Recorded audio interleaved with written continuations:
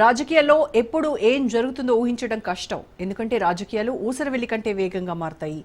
రాజకీయాల్లో శాశ్వత మిత్రులు, శాశ్వత శత్రువులు ఉండరు. ఇవాళ ఇటువైపు ఉన్నోళ్ళు అటువైపుకు, అటువైపు ఉన్నోళ్ళు ఇటువైపుకు మారిపోతుంటారు. ఇదంతా కేవలం వారు రాజకీయాల్లో మనుగడ సాగించడానికి అన్నది వేరే చెప్పక్కర్లేదు. ఆయా పార్టీల్లో రాజకీయ నేతలు ఎందుకు ఎలాంటి టర్న్ తీసుకుంటారో ఊహించడమే కష్టం. కానీ ఇవన్నీ కూడా పార్టీ కేంద్ర కార్యాలయాల్లో జరుగుతుంటాయి. నాయకులు ఎలా రంగులు మార్చుతారు, పార్టీలు నిర్ణయాలను ఎలా మార్చుకుంటాయి అన్నది తెలుసుకోవాలని ప్రజలు ఎంతో ఆసక్తిగా ఉంటారు. అందుకే ప్రజలకు నేరుగా ఆయా పార్టీల్లో ఏం జరుగుతుందో చెప్పాలనే ఉద్దేశంతో Raj news party head quarters కార్యక్రమాన్ని ప్రారంభించింది. ఈ కార్యక్రమంలో ఆయా పార్టీలు తీసుకుంటున్న వివిధ నిర్ణయాలు, అంశాలను మీ ముందుకు మా ప్రతినిధులు తీసుకొస్తారు.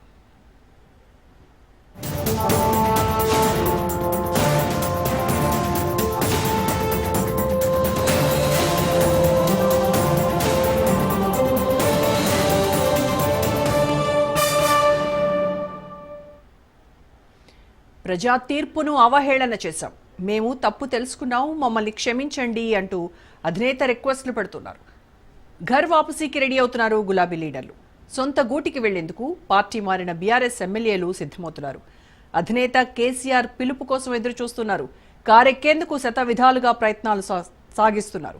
పార్టీ మారిన వారిలో Khairatabad MLA Danam Nagender, station Ghanpur MLA Kadiyam Srihari, Bhadrachalam MLA Tellam Venkatrao, Banswada MLA Pocharam Srinivasareddy, Gadwal MLA Krishnamohan Reddy, Chevella MLA Kale Yadaiah, Rajendranagar MLA Prakash Goud, Serilingampally MLA Arikapudi Gandhi, Patancheru MLA Gudem Mahipal Reddy, Jagtial MLA Sanjay కుమార్లు ఉన్నారు.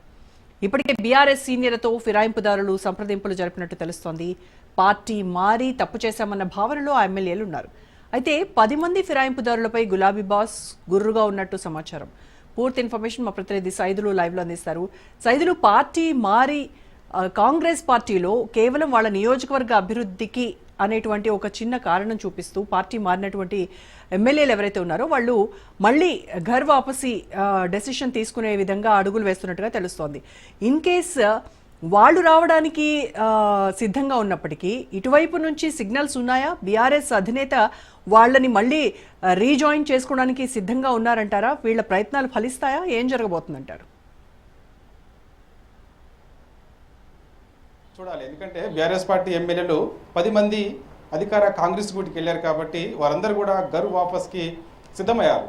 అయితే ఒక సీనియర్ నేతతోటి వారు ఎప్పటికప్పుడు సంప్రదింపులు జరుపుతున్నారు. అంటే 14 నెలల పాలన చూశారు. కాంగ్రెస్ పార్టీ అధికారంలోకి వచ్చిన 2 నెలల్లోనే అభివృద్ధి కోసము పార్టీ మారుతున్నామని బీఆర్ఎస్ పార్టీ 10 మంది ఎమ్మెల్యేలు అధికార కాంగ్రెస్ గూటికి వెళ్ళారు. వెళ్ళిన తర్వాత తీరా చూసేసరికి వారికి మరి ఏమర్థమైందో ఏమో తెలియదు, కానీ అభివృద్ధి పక్కకు పెడితే వారిపైన ఎప్పుడు అనర్థ వేటు పడుతుందో తెలియనటువంటి పరిస్థితి. మరోవైపు వారి సొంత పనులు కూడా కావడం లేదని చెప్పేసి వారు కొంత లోపట చెప్పుకునే పరిస్థితి లేక స్థానిక నేతలతోటి చెప్పుకుంటూ తిరిగి మళ్ళా బీఆర్ఎస్ పార్టీలోకి వెళ్తే బాగుండు, అనవసరంగా పార్టీ మారామనేది చర్చిస్తున్నట్టుగా కూడా మనకి సమాచారం. దానిలో భాగంగా బీఆర్ఎస్ పార్టీ సీనియర్ నేతతోటి, మాజీ మంత్రితోటి వాళ్ళు ఎప్పటికప్పుడు కొంతమంది తిరిగి మళ్ళీ మేము బీఆర్ఎస్ పార్టీలోకి వస్తాము, ఒకసారి కేసీఆర్ గారిని కల్పిస్తే చాలా బాగుంటుందని చెప్పేసి కూడా రిక్వెస్ట్ పెడుతున్నారట. మరి ఆ రిక్వెస్ట్లకు సంబంధించి ఇప్పటికే గులాబీ బాస్ కేసీఆర్ దృష్టికి కూడా ఆ మాజీ మంత్రి తీసుకుపోయినట్టుగా కూడా మనకైతే సమాచారం. కాకపోతే మరి కేసీఆర్ మరి వాళ్ళని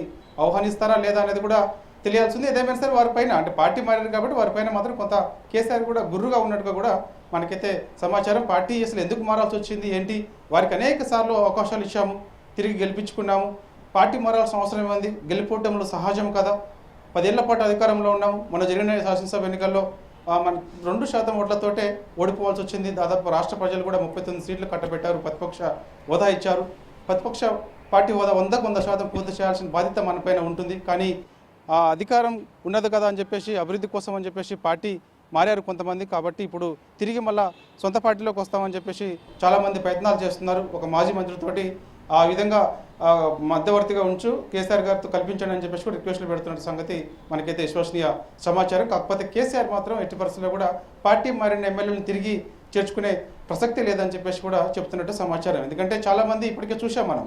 గద్వాల ఎమ్మెల్యేగా గెలిచినటువంటి బండ్ల కృష్ణమోహన్ రెడ్డి ఈ మధ్యకాలంలో ఆయన స్థానికంగా ఉన్న ఒక పోలీస్ స్టేషన్లో ఫిర్యాదు చేశారు. ఏమని, నేను బీఆర్ఎస్ పార్టీలోనే కొనసాగుతున్నాను, కావాలని కాంగ్రెస్ పార్టీ ఫ్లెక్సీలలో నా ఫోటోను వాడుతున్నారు, ఇది సరైన పద్ధతి కాదని చెప్పేసి ఎవరైతే కాంగ్రెస్ పార్టీ ఫ్లెక్సీల్లో నా ఫోటోను వాడారో వారిపైన ఆయన నేరుగా పోలీస్ స్టేషన్లోనే కంప్లైంట్ చేశారంటే ఇక చూడొచ్చు ఇక ఎటువంటి పరిస్థితి ఉందో. దాంతో పాటుగా ఇక రాజేంద్ర నగర్ ఎమ్మెల్యే అయితే ప్రకాష్ గౌడ్ ఆయన ఈ మధ్యకాలంలో చాలా మౌనంగా ఉంటున్నారు. ఆయన ఎందుకంటే సన్నిహితులతో కూడా చెప్తూ వస్తున్నారట, కొంతమంది గ్రేటర్ హైదరాబాద్ పరిధిలో ఉన్నటువంటి బీఆర్ఎస్ నేతలతోటి మరొకసారి కేసీఆర్ గారిని కల్పిస్తే బాగుంటుంది, తిరిగి మళ్ళీ నేను సొంత గుటికి వస్తానని చెప్పేసి ఇలా చాలామంది.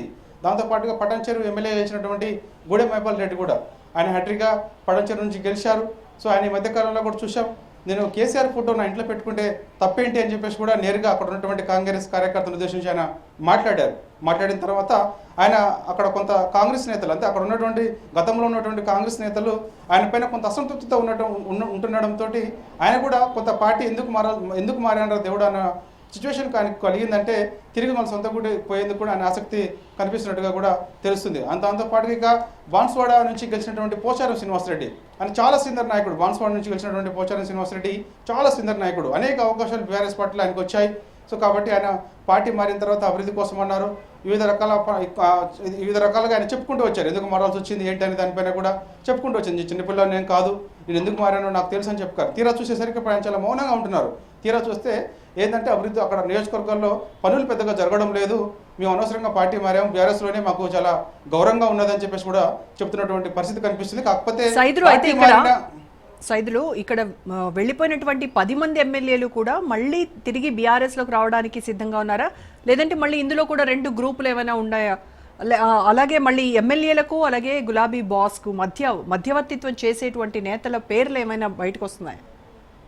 అంటే ఎస్ రోజా, ఏం లేదు. ఈ మధ్య మనం చూసాం, మనము 3 రోజుల క్రితము మాజీ మంత్రి హరీష్ రావు చిట్చాట్ నిర్వహించారు.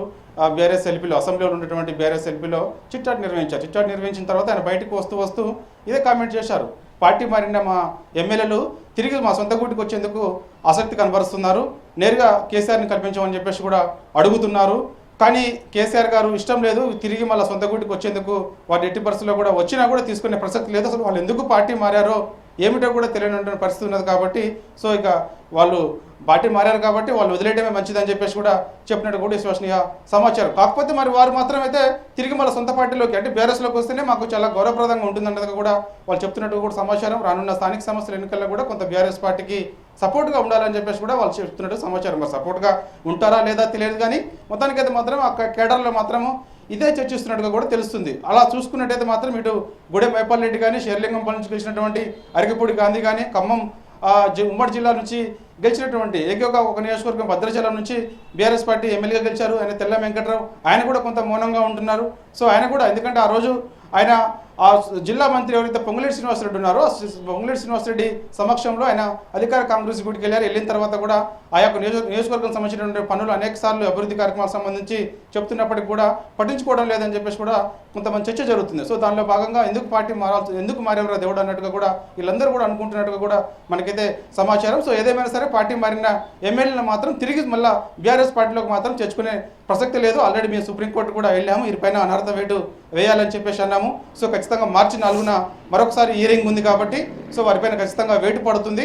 ఉప ఎన్నికలకు సిద్ధం కండి, కొత్త వాళ్ళకి అవకాశం ఇస్తామని చెప్పేసి ఈ మధ్యకాలంలో తెలంగాణ భవన్లో పార్టీ కార్యవర్గ సమావేశంలో కూడా కేసీఆర్ ఇదే విషయాన్ని వెల్లడించారు. కాబట్టి సో ఇక వారిని చేర్చుకోరు, కానీ కొత్త వారికి అయితే మాత్రం ఖచ్చితంగా ఈసారి బీఆర్ఎస్ పార్టీలో అవకాశం ఉంటుంది. కాకపోతే వారందరూ కూడా మన సొంత గూటికి వచ్చేందుకు మాత్రమైతే రోజా కొంత ఆసక్తి అయితే కనబరుస్తున్నారు. Right, thank you Saidulu.